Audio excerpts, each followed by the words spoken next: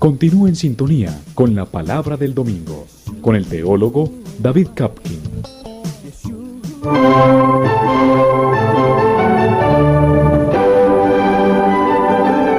La Palabra del Domingo.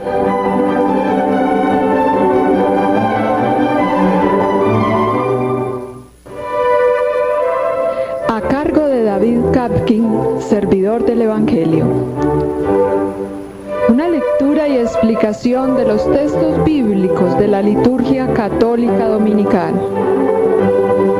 Análisis literario y crítico al servicio de la comprensión de la palabra, de la interiorización existencial y de la actualización del mensaje para la hora presente.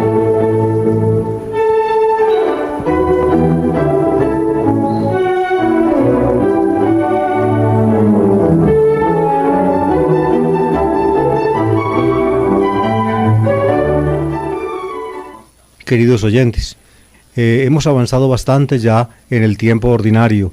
El tiempo ordinario tiene dos etapas, como les he explicado. Una va desde la Epifanía hasta el comienzo de la Cuaresma y otra va desde después de Pentecostés hasta el comienzo del Adviento, cuando se inicia un nuevo año litúrgico. Estamos en la segunda etapa. Estamos en el domingo, o va a comenzar la semana 18ª del tiempo ordinario, el domingo 18 del tiempo ordinario es pues este domingo que vamos a celebrar. Y como siempre, los domingos la Iglesia señala para la liturgia de la Eucaristía 3 lecturas bíblicas. La primera está tomada del Antiguo Testamento, en este caso un texto del libro del Éxodo. La segunda de una carta apostólica, en este caso de la carta a los Efesios, y el texto evangélico, que en este caso será tomado del cuarto evangelio, del Evangelio según San Juan. La comisión que eligió el Papa Pablo VI después del Vaticano II, después de la proclamación de la Constitución Sacrosanctum Concilium, que trató el tema de la liturgia en el Vaticano II, esa comisión, pues, nombrada por Pablo VI, hizo, siguiendo las instrucciones del Santo Padre, o preparó los materiales para los nuevos leccionarios litúrgicos, entre ellos, pues, el leccionario dominical. Para el leccionario dominical se prepararon tres bloques, tres grupos, A, B y C, con el objeto de que se leyera los textos más interesantes o tal vez más dicientes del Antiguo Testamento y del Nuevo Testamento en el transcurso de los 52 de 3 veces 52 domingos que tiene en general cada año. Es decir, que no solamente puedes repartir los textos bíblicos en un año, sino que hacerlo rendir para 3 años, con el fin de que hubiera más variedad y los fieles que suelen asistir o participar en la celebración eucarística los domingos pudieran entonces conocer el texto y también la explicación de los textos más impresionantes o más importantes de la Biblia. Estamos en el ciclo B, de la liturgia dominical. En el ciclo B se prefiere el Evangelio de Marcos, pero esta vez, y les explicaré más tarde, el texto va a ser tomado del Evangelio de Juan. En el domingo pasado y este domingo y los otros 4 que siguen, o los otros 3 que siguen, vamos a escuchar textos del cuarto Evangelio. El primer texto, pues, como les digo, está tomado del Antiguo Testamento, el libro del Éxodo, y trata el tema del maná, ese alimento especial que Dios dio a los hijos de Israel cuando salían de Egipto. Precisamente el texto fue escogido por los liturgistas nombrados por Pablo VI, porque generalmente entre el texto de la primera lectura y el texto evangélico escogido se da una cierta consonancia. Precisamente en el texto evangélico que vamos a escuchar después también será mencionado el maná. Por eso, entonces, los liturgistas del Vaticano, después del Vaticano II de la Comisión, escogieron el texto del Éxodo para este domingo.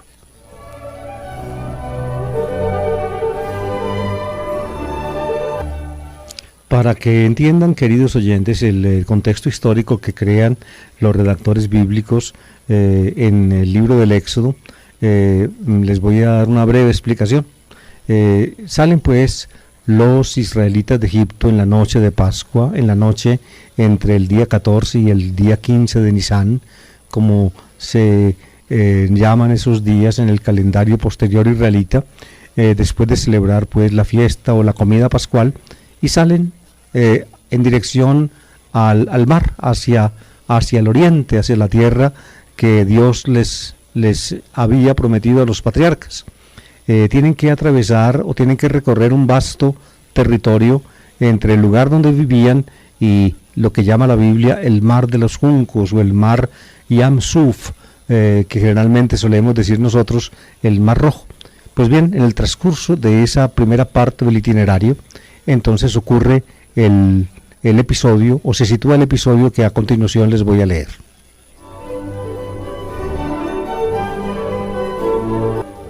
Libro del Éxodo, versículo 16, versículos 2 a 4 y luego versículos 12 a 15. En aquellos días, la comunidad de los israelitas protestó contra Moisés y a Aarón en el desierto diciendo: ojalá hubiéramos muerto a manos del Señor en Egipto, cuando nos sentábamos alrededor de la olla de carne y comíamos pan hasta hartarnos. Nos habéis sacado a este desierto para matar de hambre a toda la comunidad. El Señor dijo a Moisés: yo haré llover pan del cielo, que el pueblo salga a recoger la ración de cada día. Lo pondré a prueba, a ver si guarda mi ley o no. He oído las murmuraciones de los israelitas. Diles de mi parte: al atardecer comeréis carne, por la mañana os saltaréis de pan, para que sepáis que yo soy el Señor, Dios vuestro. Por la tarde una banda de codornices cubrió todo el campamento, y por la mañana había una capa de rocío alrededor de él. Cuando se evaporó la capa de rocío, apareció en la superficie del desierto un polvo parecido a la escarcha. Al verlo, los israelitas dijeron: ¿qué es esto? Pues no sabían lo que era. Moisés les dijo: este es el pan que el Señor os da de comer.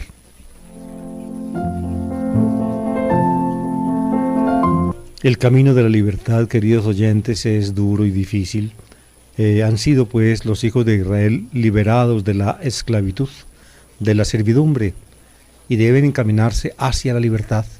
Pero el camino es arduo, tan arduo es el camino, tan grandes son los retos, que se añora la antigua situación.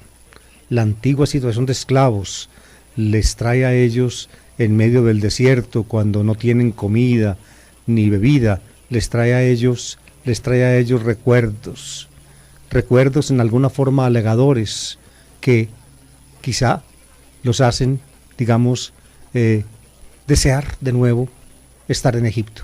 Volver a Egipto es la gran tentación. Volver a Egipto. De Egipto los liberó el Señor. Ahora desean volver a Egipto. ¿Cómo era de bueno?, le dicen los hijos de Israel a Moisés y Aarón, cuando en Egipto nos sentábamos alrededor de la olla de carne y teníamos pan en abundancia. Nos habéis traído a este desierto para matar de hambre a toda la comunidad. Volver a Egipto, es decir, poner en retroceso la historia de la salvación de Dios. Ahí está, pues, el pecado de Israel. Volver a Egipto, volver a la servidumbre, porque afrontar el camino de la libertad trae riesgos, impone tareas, pide esfuerzos.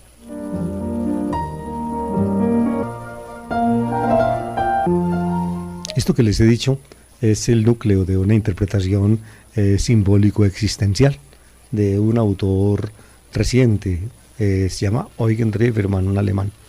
Evidentemente uno no puede seguir pues a pie juntillas todo lo que ese autor dice, sin embargo tiene ideas ciertamente luminosas.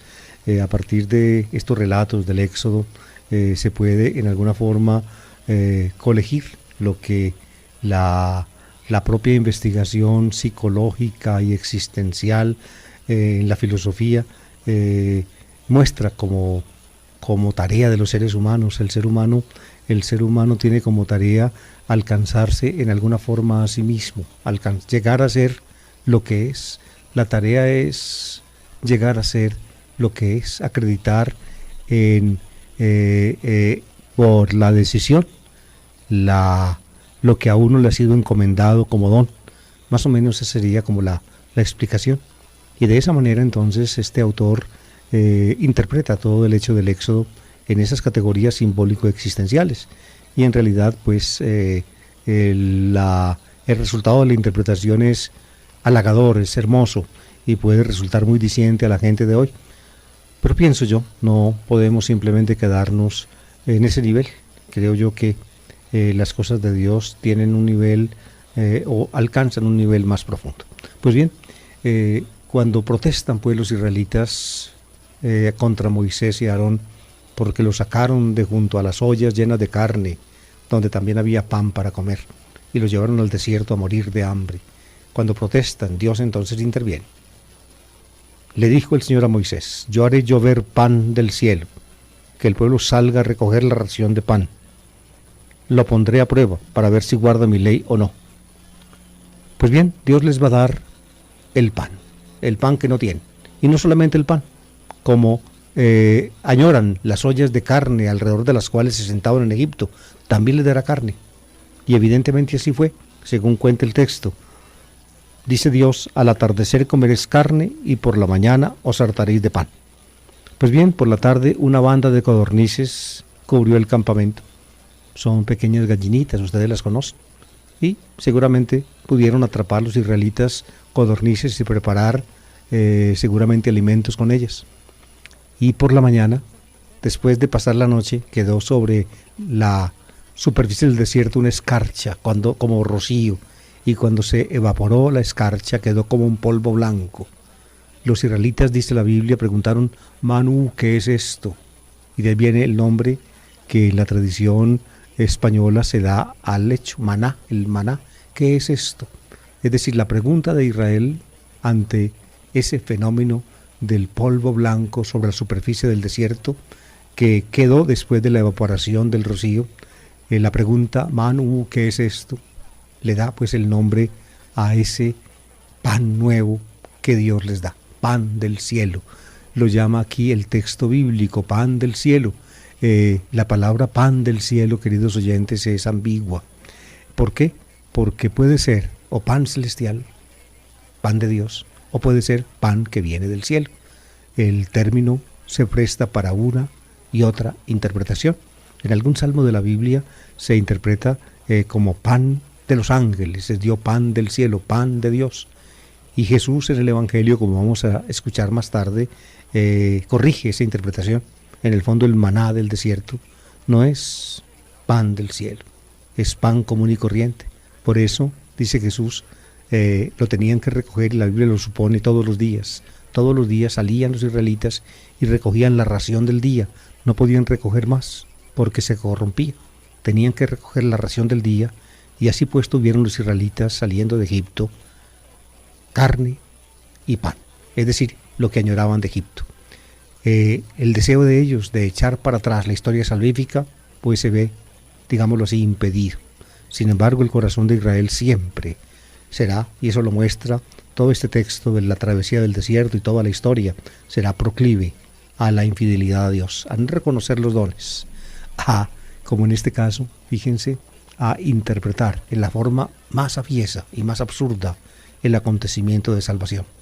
Sacarlos de la esclavitud y de la servidumbre significa para ellos llevarlos al desierto a morir de hambre. Es decir, algo parecido, queridos oyentes, a lo que, digamos, pero en sentido inverso, a lo que ocurre, según la Biblia, en el paraíso. Cuando la serpiente les dice que el fruto del cual Dios le prohibió comer, ciertamente comer de él no les traerá la muerte, sino la vida. Lo que quiere Dios es que precisamente ellos no tengan el conocimiento que Dios tiene.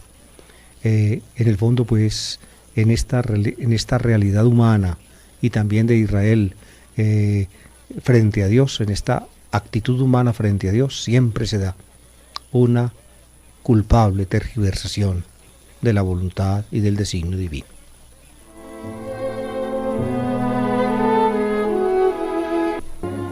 La segunda lectura, tomada de una carta del Nuevo Testamento, en este caso de la carta a los Efesios, en el capítulo 4, versículo 17 y luego los versículos 20 a 24.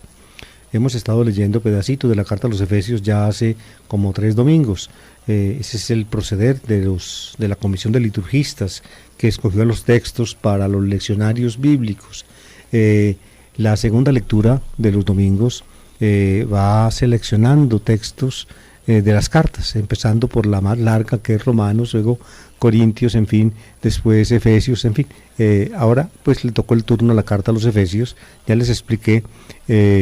Por eso, fíjense cómo es un criterio de selección, digámoslo así, más bien artificioso.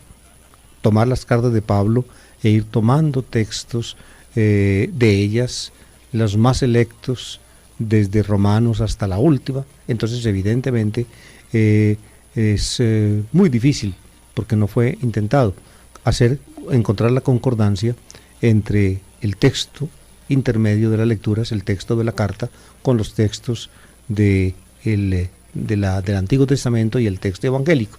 El del Antiguo Testamento y el evangélico generalmente están en concordancia, pero el texto central, el texto de la carta del Nuevo Testamento, prácticamente es un mundo aparte.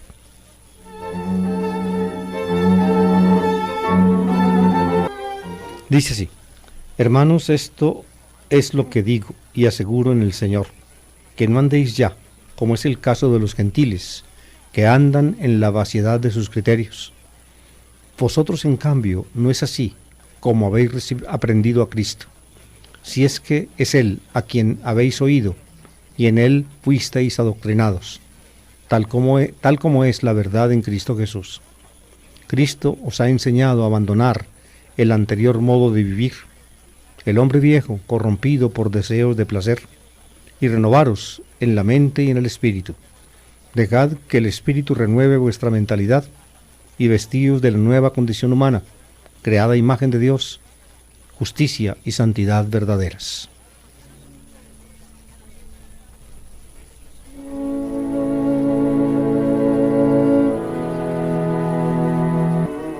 En general, las cartas de Pablo, o las que están conexas con Pablo en el Nuevo Testamento, tienen 2 secciones. La primera sección es, llamémosla doctrinal. El apóstol explica el tema que quiere explicar,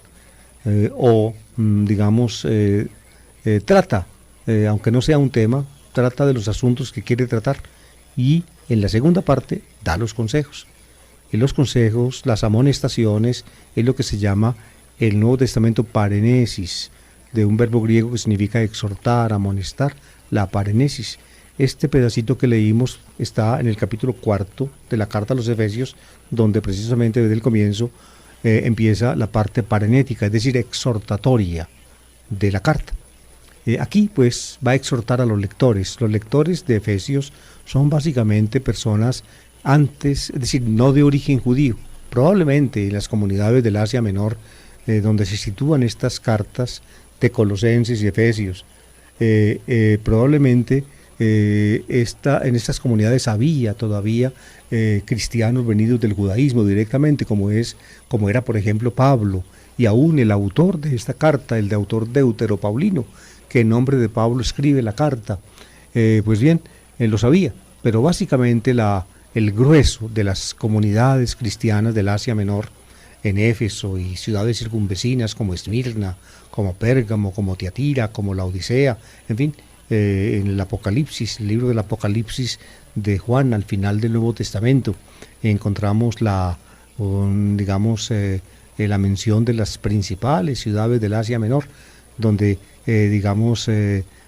coexistieron un cristianismo de cuño paulino, de origen paulino, y también un cristianismo de origen judeocristiano,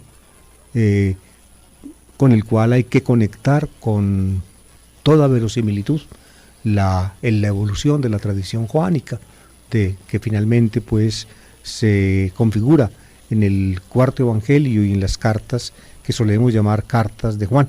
Pues bien, eran personas pues venidas del paganismo, es decir, gentiles. La otra vez les expliqué, esa palabra gentil viene del latín gentes o gentiles en latín. La palabra gens en latín significa nación, gentes en plural, las naciones. De ahí tomamos nosotros en nuestra uso español eclesiástico gentiles, para indicar los cristianos que no eran de origen judío, sino que eran venidos de las naciones distintas de Israel. Esos son los gentiles. Pablo los llama ta ethni. Ethnos en griego significa nación, y etni en plural, naciones, así los llama Pablo. Etni, y ahí viene en nuestro idioma etnia, étnico, etnología. Ustedes conocen ese tipo de palabras.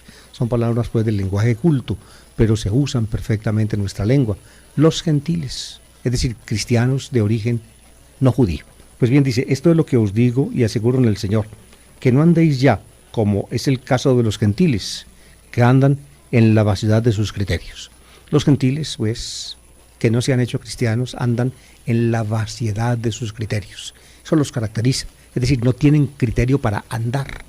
Andar, ahí emplea el autor un vocablo que los cristianos de origen judío prácticamente trasladaron, y no digan primordialmente los cristianos, probablemente aún los judíos mismos trasladaron de la Biblia hebrea al griego. Peripatín en griego es andar, caminar. Peripatín en hebreo se dice el verbo halach. Halach significa caminar. Pues bien, en el sentido de la conducta, ¿ven? Caminar significa conducirse, comportarse. Lo que quiere decir aquí, pues, el autor es que no os comportéis ya, como en el caso de los gentiles, que andan, es decir, que obran, que se conducen en la vaciedad de sus criterios. No tienen criterios de conducta. Obran de cualquier manera, es decir, obran mal.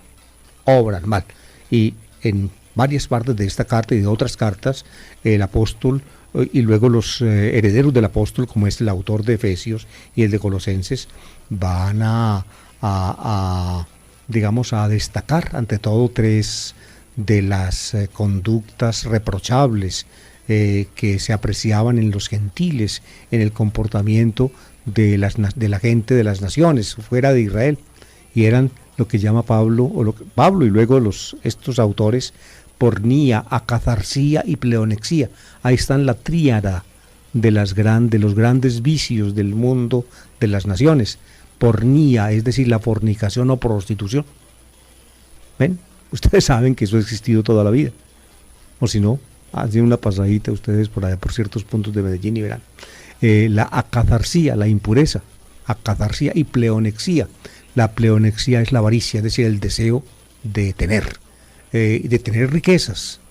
Y por extensión también en el contexto de la pornía y de la acatharsia, es decir, de la prostitución y de la impureza, también en el sentido del placer.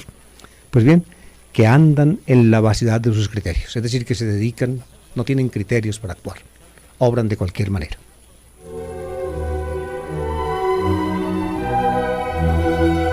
Pues bien, de entre esos gentiles, de entre esos, es decir, miembros de las naciones distintas de Israel, fueron escogidos ellos, se hicieron cristianos, de allí salieron ellos. Fíjense lo que dice aquí el autor: vosotros en cambio no es así como habéis aprendido a Cristo, y misde, vosotros en cambio, es decir, los que siguen siendo los no cristianos de entre los gentiles siguen obrando en la vaciedad de sus criterios, es decir, obrando mal. En cambio vosotros no es así como habéis aprendido a Cristo. Es una frase muy diciente, ¿no habéis? Ukemácete, todo un cristón. El verbo manzanin en griego significa aprender. No es así como habéis aprendido a Cristo, es decir, el que ha aprendido a Cristo, el que ha aprendido a conocerlo, entonces no puede comportarse en esa forma, no puede seguir, digámoslo así, pendiente de la vaciedad de sus criterios, debe tener un criterio bien distinto para orar. No es así como habéis aprendido a Cristo. Quien conoce a Cristo entonces se comporta distinto, es decir, cuando uno adhiere a Jesucristo en la fe, cuando a uno le enseñan en los primeros pasos de su adherencia al cristianismo, cuando uno le enseñan la fe, a conocer a Cristo, entonces inmediatamente uno recibe también criterios nuevos de comportamiento. ¿Cómo tiene uno que proyectar en lo que hace lo que dice ser, es decir, la fe que tiene. No es así como habéis aprendido a Cristo, si es que es Él a quien habéis oído, y en Él fuisteis adoctrinados. Y así es. Fue Él a quien oyeron, cuando oyeron la predicación cristiana, cuando oyeron la didascalía cristiana, es decir, la catequesis cristiana, cuando oyeron, fue a Él a quien oyeron, y en Él fueron adoctrinados. Cuando uno se hace cristiano, a uno le predican la fe y le enseñan. Entonces la predicación de la fe y la enseñanza, la didascalía o la didají, como también puede llamarse, es decir, la catequesis, le muestra a uno el camino del comportamiento.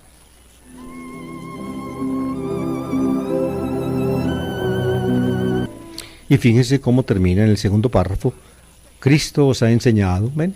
Como lo escuchasteis, lo oísteis, en Él fuisteis adoctrinados. Entonces Cristo os ha enseñado a abandonar el anterior modo de vivir, es decir, el antiguo caminar, el caminar en los vicios y en el mal, el anterior modo de vivir, el hombre viejo. El hombre viejo es el anterior modo de vivir, es decir, el modo de vivir que tienen los que no conocen a Cristo, o los que habiéndolo conocido ya lo desconocen y prácticamente no ponen en práctica aquello que se deriva del conocimiento de Cristo. Abandonar el hombre viejo corrompido por los deseos de placer, es decir, sometido básicamente a sus instintos, a renovaros en la mente y en el espíritu. Precisamente el paso del hombre viejo al hombre nuevo es una anakenosis, una renovación en la mente, tu noos en griego y en el espíritu, pneuma, en la mente y en el espíritu se renueva uno cuando conoce a Cristo. ¿Por qué? Porque el conocimiento de Cristo se da al unísono con la gracia de Dios que lo transforma uno, que lo renueva por dentro. Dejad que el Espíritu renueve vuestra mentalidad. Dejadlo que la renueve. Y vestíos de la nueva condición humana, el hombre nuevo, creada a imagen de Dios, justicia y santidad verdaderas. Cuando uno es cristiano y Dios lo renovó, entonces uno vive en justicia y santidad. Aquí están dos términos muy importantes en Pablo, que lo heredan sus sucesores, como es el autor de la carta a los Efesios, y también de Colosenses. Justicia, del lenguaje judío, dikeosini, y santidad, es también del lenguaje judío, en griego, agiasmos. Justicia, sedek o sedaká en hebreo, santidad, kodesh en hebreo, del hebreo proceden las dos versiones en griego, justicia, dikeosini y santidad. ¿Qué es la justicia? La justicia es digámoslo así, la conducta humana de los hombres entre sí, como expresión de el gran perdón y la gran misericordia que la justicia de Dios nos concedió por medio del Evangelio. ¿Y la santidad qué es? La santidad es la situación nueva del hombre ante Dios. El hombre ante Dios es santo porque Dios lo acercó a su realidad, y el que queda acercado a la realidad de Dios tiene sobre sí el reflejo de la santidad de Dios. Fíjense ustedes, pues, justicia y santidad verdaderas caracterizan el comportamiento cristiano.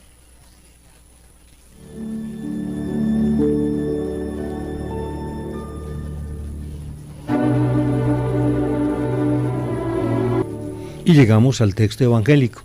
Recuerden que el domingo pasado escuchamos el relato de la multiplicación del pan y del pescado en el cuarto evangelio. Antes habíamos en los domingos anteriores seguido el hilo de Marcos, y yo les expliqué que los liturgistas después del Vaticano II pues decidieron interrumpir el hilo de Marcos cuando se llegó a la multiplicación del pan y del pescado y tomar el hilo joánico. Lo decidieron así. Evidentemente tiene una ventaja esta decisión, en que conocemos en la misa de los domingos el hilo joánico, pero tiene una desventaja en que el hilo de Marcos prácticamente queda embolatado en la liturgia dominical, embolatado, y el hilo de Marcos en este punto es muy significativo. Yo diría que la diferencia en esta sección joánica, Juan capítulo 6, y la sección de Marcos, en Marcos 6, 30 y tantos a 8:26, la diferencia es esta, de que lo que finalmente se revela en la multiplicación del pan y de pescado a través del discurso de Jesús en Cafarnaúm, que vamos a empezar ahorita a leer, es una manifestación, diría yo, abierta de la realidad, digamos, de Jesús en el símbolo del pan, del alimento. En cambio, Marcos, fíjense, es una epifanía oculta. Ahí viene un término un poco paradójico que utiliza uno de los autores evangélicos más interesantes de comienzos del siglo pasado. Se llama Martin Keller. Martin Keller llamaba el Evangelio de Marcos el libro de las epifanías ocultas.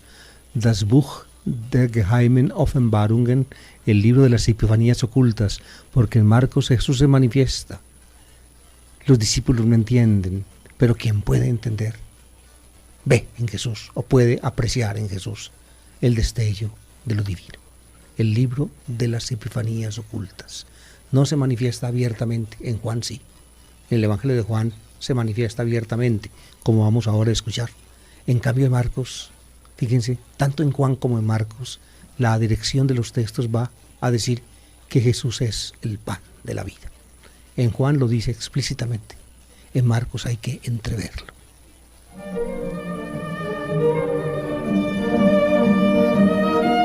Pues bien, el hilo del relato es este: multiplicación de pan y de pescado, la gente queda extasiada, quieren llevarse a Jesús para que sea rey, Jesús se tiene que escabullir, luego sigue el cuarto evangelio como Marcos, Jesús, los discípulos se van en barca, atraviesan el lago, Jesús se queda y luego los alcanza caminando sobre el lago. Eso lo cuentan tanto Marcos como Juan, lo cuentan en una forma distinta y con diferentes énfasis. Sin embargo, esa vinculación de la multiplicación del pan y del pescado con el llamado paso sobre, o la caminata sobre las aguas, es un dato de la tradición que, se deja ver en Marcos y también en el cuarto evangelio.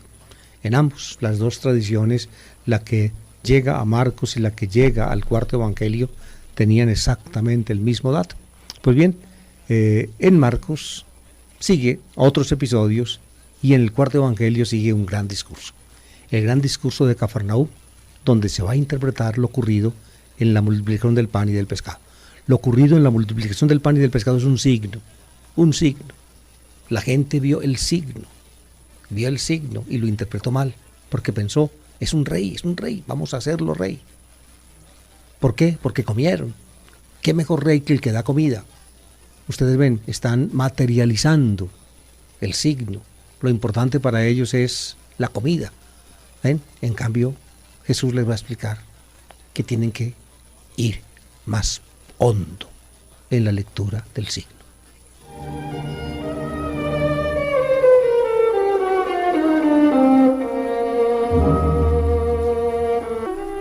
Juan 6, 24-35. En aquel tiempo, cuando la gente vio que ni Jesús ni sus discípulos estaban allí, se embarcaron y fueron a Cafarnaúm en busca de Jesús. Al encontrarlo en la otra orilla del lago le preguntaron, Maestro, ¿cuándo has venido aquí? Jesús les contestó, os lo aseguro, me buscáis, no porque habéis visto signos, sino porque comisteis pan hasta hartaros. Trabajad, no por el alimento que perece, sino por el alimento que perdura, dando vida eterna, el que os dará el Hijo del Hombre, pues a éste lo ha sellado el Padre Dios. Ellos le preguntaron, ¿cómo podemos ocuparnos en los trabajos que Dios quiere? Respondió Jesús, este es el trabajo que Dios quiere, que creáis en el que Él ha enviado. Ellos le replicaron, ¿y qué signo vemos que haces tú para que creamos en ti? Nuestros padres comieron el maná en el desierto, como está escrito, les dio a comer pan del cielo. Jesús les replicó, os aseguro que no fue Moisés quien os dio pan del cielo, sino que es mi Padre quien os da el verdadero pan del cielo, porque el pan de Dios es el que baja del cielo y da vida al mundo.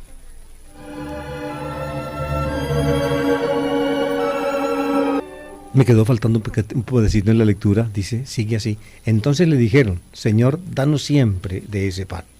Jesús les contestó: yo soy el pan de vida. El que viene a mí no pasará hambre, y el que cree en mí no pasará nunca sed. Pues hasta aquí la lectura del texto del Evangelio de este domingo. Fíjense cómo comienza.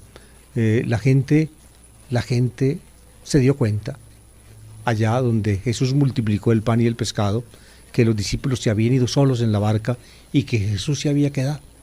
Y al otro día, cuando llegan a Cafarnaúm, encuentran a Jesús y a los discípulos en Cafarnaúm, al otro lado, y le preguntan: ¿cómo has venido aquí? Ellos no sabían lo de la caminata sobre las aguas, por eso preguntan. Nosotros, los lectores del Evangelio, los que escuchamos el texto evangélico, pues sabemos que esa pregunta sobra, o mejor dicho, esa pregunta la puede contestar el que haya leído la anterior, cuando se cuenta que Jesús alcanzó a los discípulos caminando sobre las aguas del lago, pero la gente no lo sabía. ¿Cuándo has venido aquí? Estaban pues la gente detrás de Jesús sin entender mucho de él.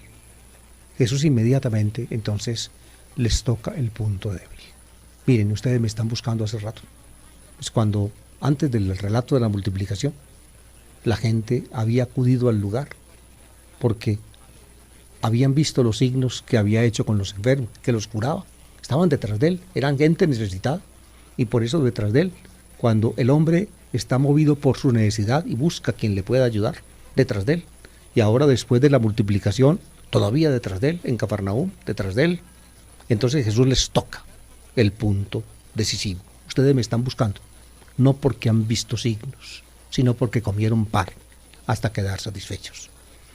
Es decir, fíjense, han visto signos. Primero lo buscaban porque habían visto los signos que él hacía con los enfermos. Y ahora lo buscan, no porque han visto signos. Es decir, para ellos lo del pan en el desierto no es un signo que realmente tenga un contenido que haga pensar en una dirección especial. No, simplemente les dio comida. En otras palabras, a ustedes lo que les importa es la barriga. Ustedes me buscan porque yo doy comida. Y ahí viene una palabra clave de Jesús para entender todo el discurso de Cafarnaúm. Les dice, trabajad no por el pan que perece, sino por el pan que perdura. Oigan pues, hay por tanto, según Jesús, dos clases de pan: el pan que perece y el pan que perdura. ¿Cuál es el pan que perece? Pues fue el que Él les dio en el desierto, el que come uno todos los días, el pan de cada día. Jesús nos enseña en su oración a pedirle a Dios que nos dé el pan necesario hoy. Ese es el sentido básico del texto original del Padre Nuestro. Hoy, no se preocupe por mañana, pídale hoy y lo tendrá. Mañana vuélvele a pedir para el mañana, que será ya un hoy, y lo tendrá. Dios está con los suyos, pero no se ponga a pedir para mañana y pasado mañana, ¿no? Sino pida hoy, así decía Jesús. Pues bien, Él les dio en el desierto pan, pero les dio, y eso es lo que les importa, les llenó la barriga. Ellos no piensan en eso, piensan en llenar la barriga. Trabajad pues no por el pan que perece, sino por el pan que perdura, y el pan que perdura os lo dará que os dará vida eterna, os lo dará el Hijo del Hombre, pues a este lo ha sellado el Padre de Dios.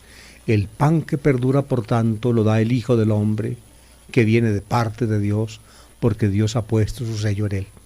Precisamente porque viene de parte de Dios y Dios ha puesto su sello en él, Él puede dar el pan que perdura, es decir, el pan de la vida eterna. Ese es el pan por el cual vale la pena trabajar. Trabajad por ese, les dice.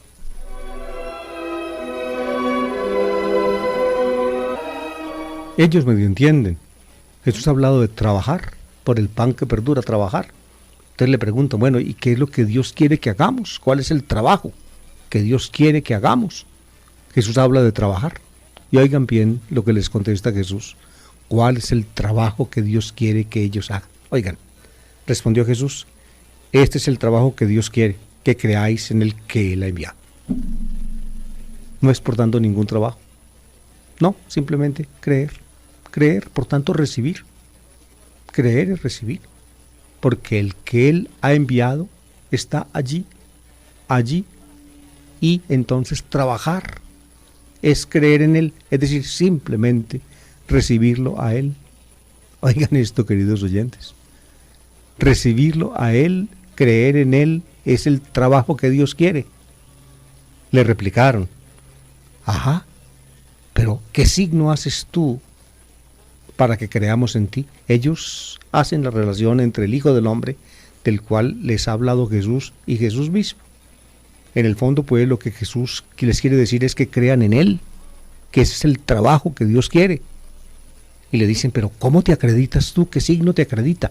Ya se les olvidó, queridos oyentes, que habían estado en el desierto y habían sido alimentados maravillosamente con pan y pescado, cuando de 5 panes de cebada y de un par de peces comió una inmensa multitud.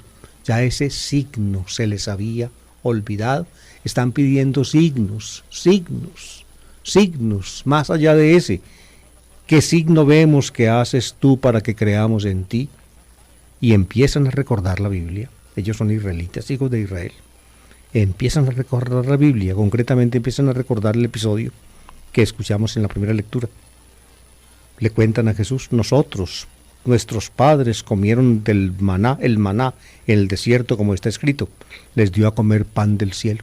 El maná que les dio pues en el desierto Dios es el pan del cielo que Dios da.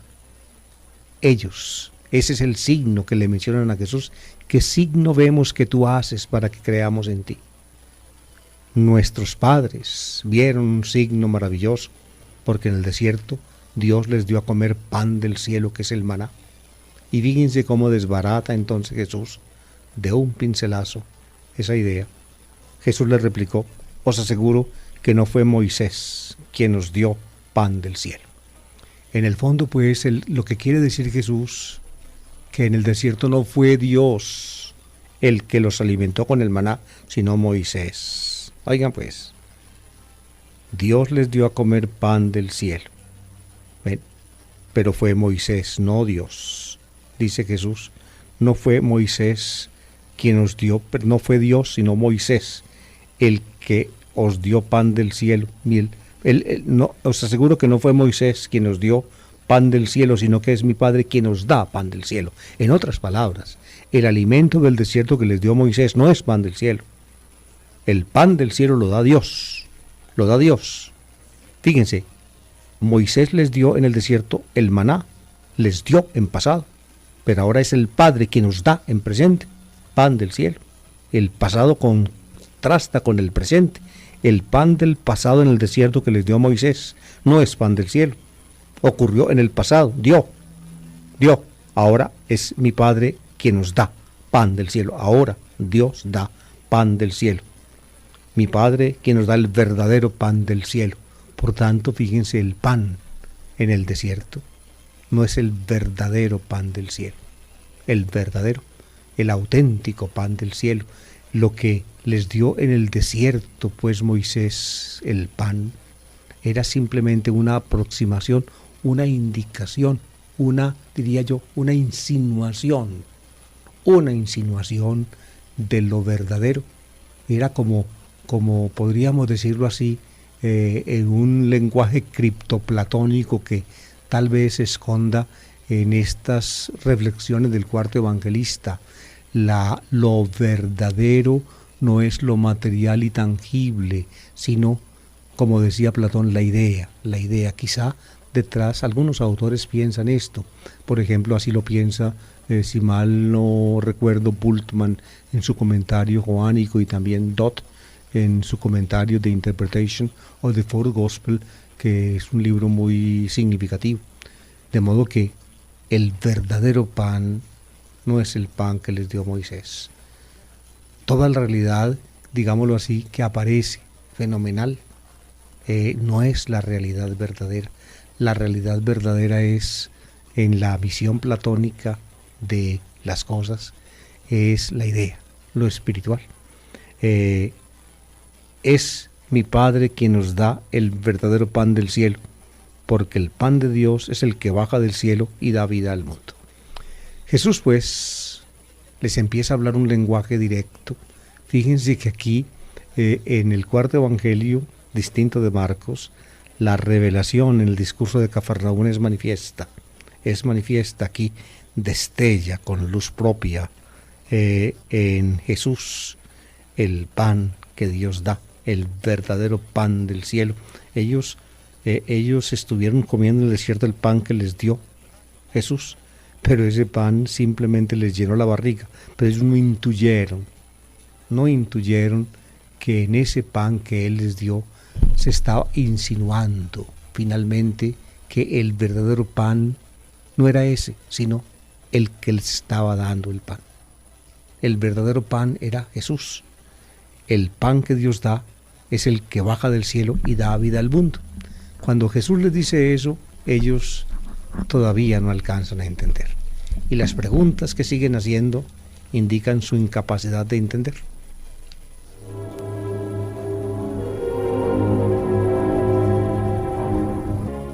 En la respuesta de ellos, amables oyentes, aparece un recurso joánico muy especial que se da en varios de los textos joánicos. Por ejemplo, el de la incomprensión de los oyentes. Ellos están oyendo, pero se entusiasman por lo que oyen, pero no lo entienden. Por ejemplo, cuando Jesús le habla a Nicodemo, le habla de que tiene que nacer otra vez. El hombre tergiversa, porque dice que entonces ¿cómo puede él entrar otra vez en el vientre de la madre y nacer? O cuando le dice a la samaritana que no se extrañe porque él le pida agua, dado que él no tiene ni balde para sacarle y el pozo es hondo, como le contesta ella. Y le dice, no, es que lo extraño no es que yo te pida agua, sino que no seas tú la que me pida, tú me deberías pedir agua a mí. Le dice él a ella, y ella se queda atónita, pero ¿cómo si no tienes balde? ¿De dónde vas a sacar el agua que me vas a dar? Y entonces Jesús le habla del agua viva, el agua que Él le puede dar. Si bebieras del agua que yo te puedo dar, no tendrías que venir al pozo a sacarla todos los días. Tendrías un manantial de agua que salta hasta la vida eterna. Y ella le dice entusiasmada, dame siempre de esa agua. Aquí también Jesús habla del pan que Dios da, del pan que Dios da, y ellos le dicen, danos siempre de ese pan, el pan que da vida eterna. Les habla Jesús a ellos acá, como a la samaritana, del agua que Dios da, y que es el agua viva, no es el agua del pozo. La recibe uno de una vez y le quita para siempre la sed. Le habla Jesús a ella, y tanto ella pues como ellos aquí le dicen, danos siempre de esa agua, danos siempre de ese pan. Y Jesús entonces les dice, yo soy el pan de vida, el que viene a mí no pasará hambre, el que cree en mí no pasará nunca sed. Ahí está su revelación, evidente, clara, yo soy. Ustedes me están pidiendo que les haga signos como hizo Moisés. Pues Moisés hizo un signo, diría yo, llamémoslo muy superficial, porque no les dio pan del cielo, sino pan de la tierra, fue Moisés. Pero el pan verdadero es el que da a Dios, el que da a Dios, el que solamente Dios puede dar. Moisés lo dio, ahora el Dios, el Hijo del Hombre, lo da. ¿Qué es lo que tenemos que hacer para recibirlo? Simplemente eso, creer, recibirlo. ¿Por qué? Porque el pan es Él en persona. Yo soy el pan de vida. El que viene a mí no pasará nunca hambre. El que cree en mí no pasará nunca sed. Es decir, la única forma, lo único que hay que hacer para recibir el pan de vida es creer en Jesús. Porque Él en persona es el pan. Él en persona es el pan. Aquí tienen ustedes la revelación pues brillante de Jesús en el cuarto evangelio. En Marcos, me permito darles unas instrucciones del texto de Marcos, porque el texto de Marcos en el mismo contexto fue pues desplazado por el texto joánico por obra de los liturgistas después del Vaticano II. En el texto de Marcos es, diría yo, mucho más, más tímida la presentación, pero no por ello menos sugestiva. Dice Marcos en el capítulo, si mal no está, 8, 14, 21, sí, 8, 14, 21, que tomaron la barca Jesús con los discípulos y que los discípulos se olvidaron de tomar pan, de llevar fiambre pues en la barca, y que solamente llevaban un solo pan en la barca. Oigan pues, lo menciona Marcos, un solo pan, ena arton en toplío. Solamente tenían ena arton, un solo pan en toplío en la barca, un solo pan. Oigan pues, ¿cómo es de importante ese único pan que llevaban en la barca que merece ser mencionado? Y él les habla de que se cuiden de la levadura de los fariseos y Herodes, que es la incredulidad. Y ellos no entienden, ¿qué van a entender? Y les dice, pero ¿cómo es que ustedes no entienden? ¿Cómo es que ustedes se ponen a pensar en panes teniendo el pan en la barca? Es que ustedes no entienden cuando multipliqué la primera vez los panes, cuando la multipliqué la segunda vez, recogieron la primera vez tantas canastas y la segunda vez tantas otras canastas, aún no entienden. Es decir, no entienden que yo soy el pan en persona. Ustedes ven en Marcos cómo es la escena. Compárenla con la escena joánica. La escena joánica es, digámoslo así, reluciente. Yo soy el pan de la vida. Yo soy el pan de la vida. El que cree en mí no pasará hambre. El que cree en mí no pasará nunca sed. Y ya entonces se completa, fíjense queridos oyentes, la imagen. Ya no es solamente pan para comer, sino también sed. Por eso se abre a partir de esto otra perspectiva que luego será continuada en el discurso de Cafarnaúm.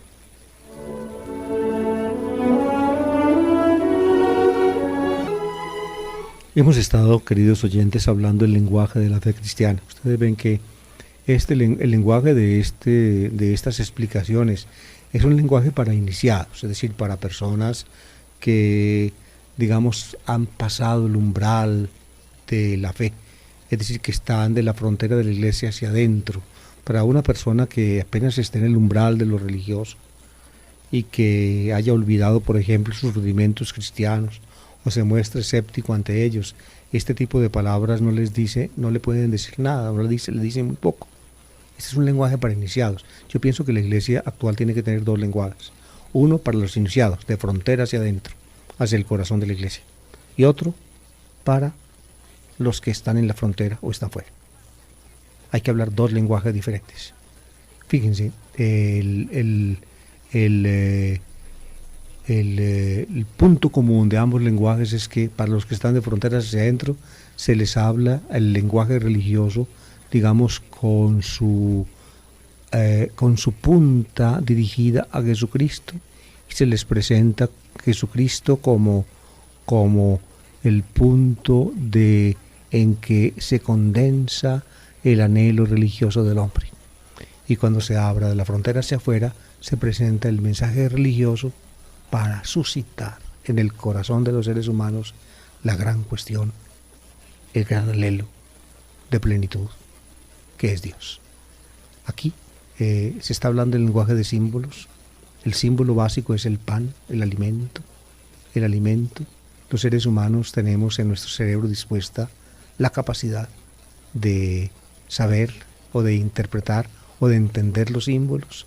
Nuestra capacidad cerebral, nuestra dotación cerebral nos permite eso, y a eso se le añade también la capacidad en el cerebro que tenemos de sentir, diría yo, la gran cuestión de la necesidad de una plenitud, de una perfección, en fin, nos hiciste, Señor, para ti, y está inquieto nuestro corazón hasta que descanse en ti.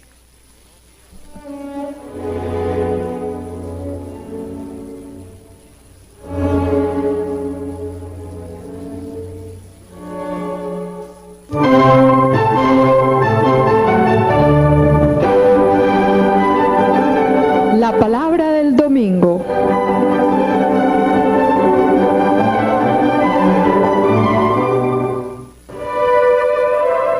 A cargo de David Kapkin, servidor del Evangelio. Una lectura y explicación de los textos bíblicos de la liturgia católica dominical. Análisis literario y crítico al servicio de la comprensión de la palabra, de la interiorización existencial y de la actualización del mensaje para la hora presente.